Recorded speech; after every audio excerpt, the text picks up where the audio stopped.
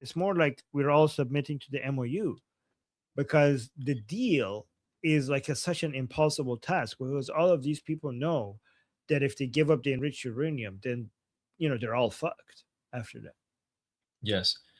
So that's why I was thinking, um, if everything what you're saying is true, which totally makes sense to me, one, it would be in Ghalibaf's best interest to just eliminate Vahidi, because Vahidi played his cards too early and put himself against Ghalibaf. But now that Ghalibaf has all these people on his side, I think Vahidi kind of knew that from the beginning some things can go wrong, and he hit himself completely. Or he might be dead, but he probably hit himself.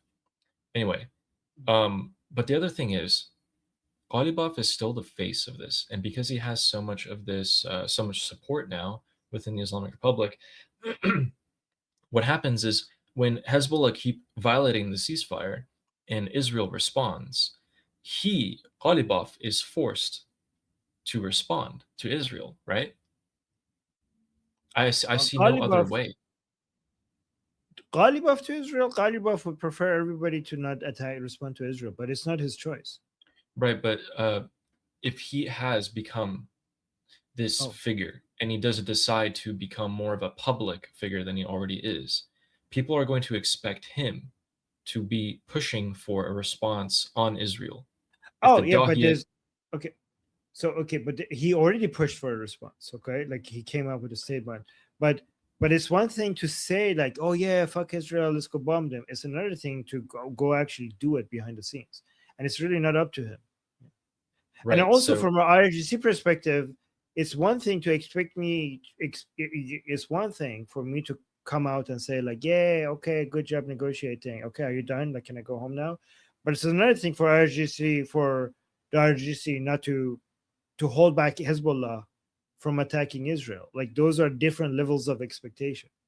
Like, okay, sure, I'm out there. Good job, negotiators. Here's my endorsement. Bye. Okay, like, but but if maybe Ghalibaf has managed to get them to do that, uh, is Ghalibaf influential enough to get Hezbollah to not attack at Israel? Like, I don't know if he's at that level of influence, right? so if he does have the control over the IRGC commanders who give orders to Hezbollah, even then, even with that assumption, he just signed a deal with the Americans. And in that deal, hostilities have ceased on all fronts, including Lebanon.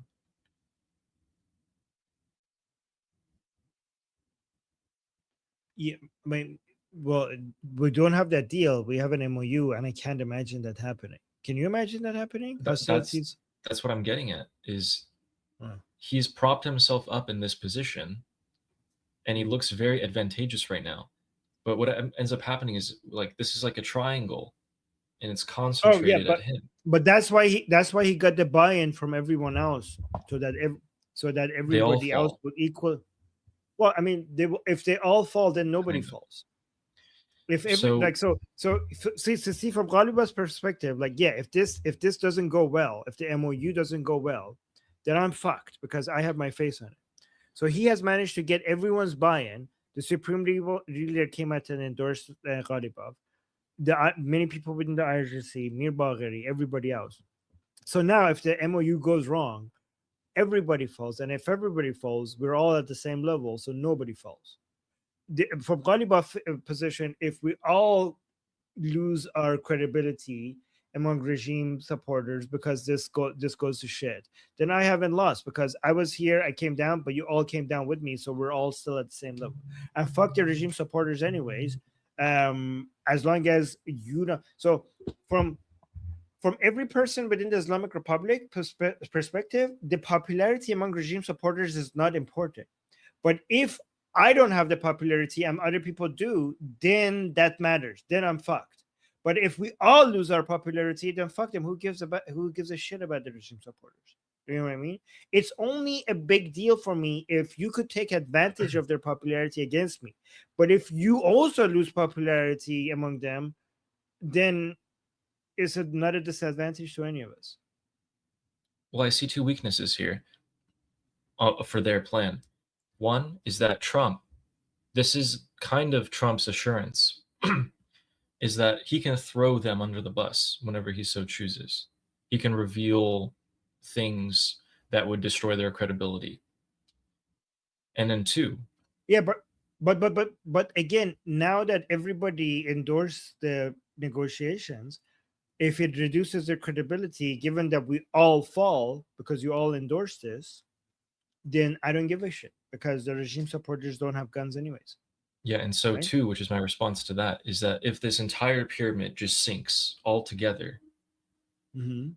would it cause regime supporters to stop supporting the regime? As in, Yes. like, wouldn't it? Wouldn't a lot of the Basij IRGC people just be like, "F this! This isn't the Islam I knew. I'm out."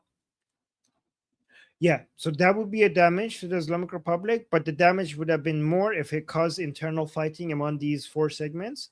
And Ghalibaf is trying to at least not have the civil war between the four segments. So they would lose support, which means that many people who are part of their enforcement is going to not be as enthusiastic about supporting the regime as before. But Ghalibaf might think like, I could solve that problem with militias from outside of Iran. So you're saying that they're doing a controlled collapse, The militia. Okay. controlled demolition, controlled damage control, but they're still hurting. Is that what you're saying, Armin? Yes. Yes. If we're all hurting, let's all get hurt equally. So nobody has the upper hand over the other one. So that we stop So, fighting. so essentially, guys, what Ghalibaf has done is if you think about the concept of snowshoes, is that if you were not wearing snowshoes and you were to step on a bunch of snow, you sink down, okay? And it's concentrated. But if you have snowshoes, your weight is distributed and you don't sink down as much. So he's bringing everyone down to take the blame and the fall together, which means that the amount of damage might be less, but everyone takes damage. No one is going to be left unscathed from this. And if you damage every aspect of the Islamic Republic, which is already this weekend, you get more people who defect. That is the best that they could do. That is the best that they could do right now. And honestly, well played. But that is the best that they could do. It's impressive how much what Ghalibaf has managed to do. To be honest.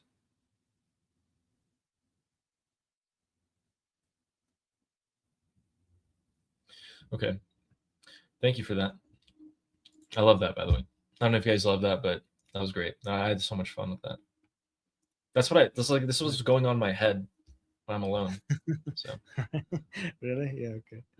Oh yes. and Oh wow! Look at this. Wait. oh, Same thing. Yeah, it is impressive. Not gonna lie. Yeah. Okay. Yeah. All right. Sorry. Go this one. yeah, no worries. So Father of Chaos is saying, is Jew Hater a professional propagandist with a propaganda budget? The money spends. The money spends sucker.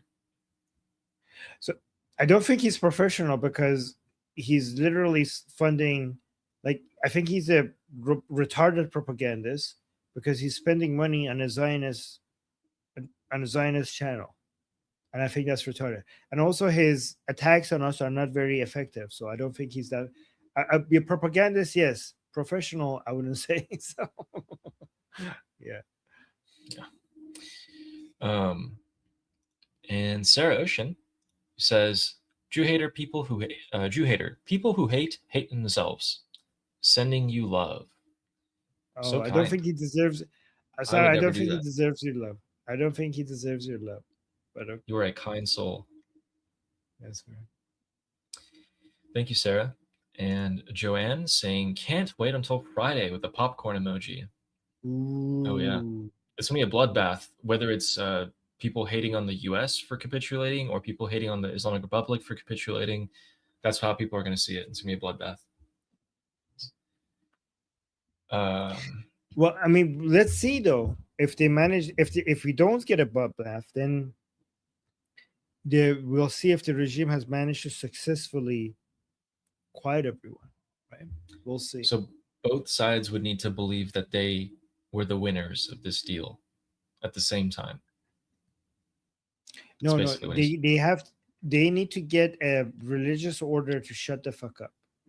They're like, we have decided your religious authority. Like, imagine if the Friday Imam prayers come out and say that we don't, that our Imam has said this, he knows the way, so shut the fuck up.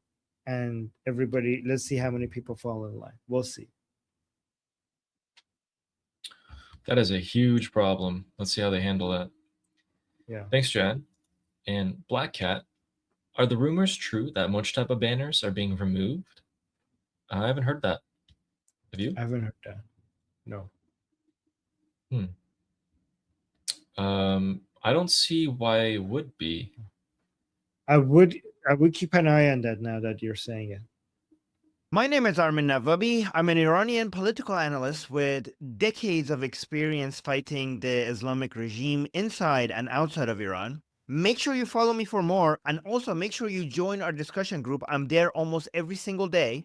Come talk to me there and the rest of the people there in our group calls. It's a great place to meet and talk to people who like talking about politics. The link is in the description and or in the bio. You could also get there by scanning the QR code on the screen. See you there.